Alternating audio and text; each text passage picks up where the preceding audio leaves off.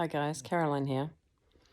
Talking to you from my daybed because I have been undiagnosed with ME CFS for years. And I went through a bit of a health crisis in October where I took a B12 injection and my blood pressure instantly dropped, and that reactivated Epstein-Barr virus. And subsequently, my autonomic nervous system shut down. And so then there was other symptoms which I won't discuss at the moment. But what I'm saying is, so I actually did a 100-hour fast to readjust my body and for other reasons which I won't discuss. But I've been slowly building back capacity. Today just happens to be a day where I'm having to rest. My body's telling me to rest. So with ME/CFS, you can have post-exertional malaise. So say if I have, I manage to be able to, I have to build back capacity. So it means that, even just making my own food, making sure I'm showered and clean, takes all my energy. Some people with ME/CFS, if you're really crashed out bad, you could barely do those things. So I'm grateful that I've been able to do those things even while my system hasn't been well. So yeah, maybe I just put this on because ME/CFS, they can't do anything. They can't do it it can be undiagnosed for years because they can't test it through bloods. So every time I've been to the doctors in the past, all my bloods were fine. So but it is, for me, it's stress, and having to support myself. Now, the other thing is, I've been a widow for 6 years and been the sole carer of my 2 children, and no physical support because all my family are overseas. A lot of my friends are overseas, even in New Zealand. And so, yeah, it's there's lots I've had to deal with. I just want to talk about sadness.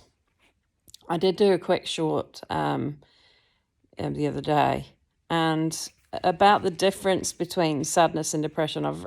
I've actually typed it up because I don't want to miss out on things. So here I'm just going to tell you here. So when to know whether it's sadness versus depression, okay? It can be confusing sometimes. Sadness and depression can feel similar, but there's a difference. Sadness can carry awareness, connection, and meaning. Depression flattens you, disconnects you, and makes it hard to care. My sadness usually comes from feeling misunderstood or unseen or unsupported. I mean, that's long-term unsupported, right? From living in a world that often doesn't notice depth. Even when my whole body aches, I'm still aware, still connected, still reflecting. And that's a big sign. That tells me it's not depression. It's my body and mind communicating what I need.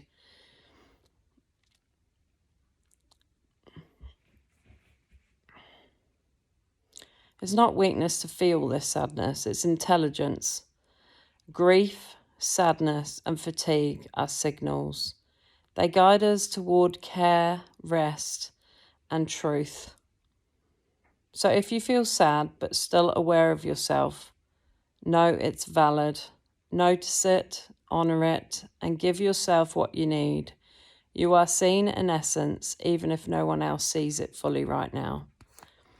So I'm talking about this because obviously when you feel unsupported, or you haven't got those support systems around you with a significant other or a really close family member that can actually, particularly with a chronic illness, that can't actually, step up for you. It can really rupture your psyche regarding, emotional relationships, because when your body is struggling, you need that support.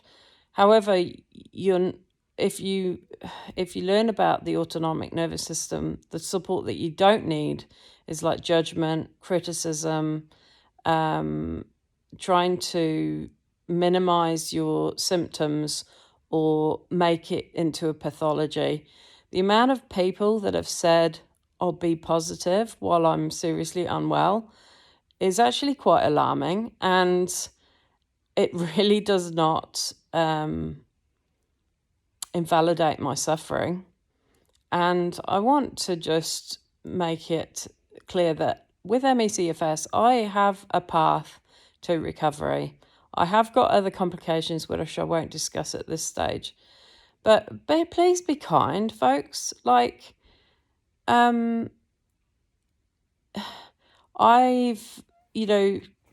you have to go within and me as this is how I know I'm not depressed, because I've always had myself. But, and I've always pushed through, which is not great for ME/CFS, right? Because you can have post-exertional malaise. So anyway, without going into other details, I think that's enough for now. Just be careful who you're telling to be positive to, because there is such a thing as toxic positivity, and there is a time, time does matter, and just sometimes people just need to rest, deep rest, existential rest, because they're existentially exhausted from life and what it's thrown at them through not necessarily any fault of their own. It's just, it is what it is. And you can't force relationships.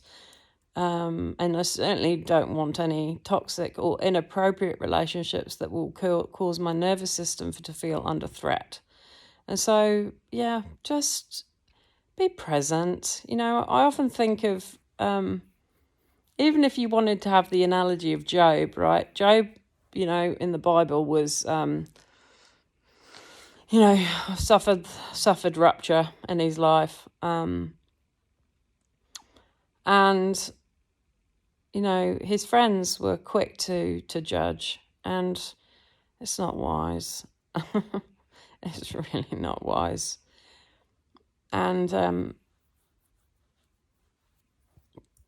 we all have challenges, and I just wanted to give you a personal update, but that is hopefully got some of the things that I've just said, can help someone. So sending you love. Bye.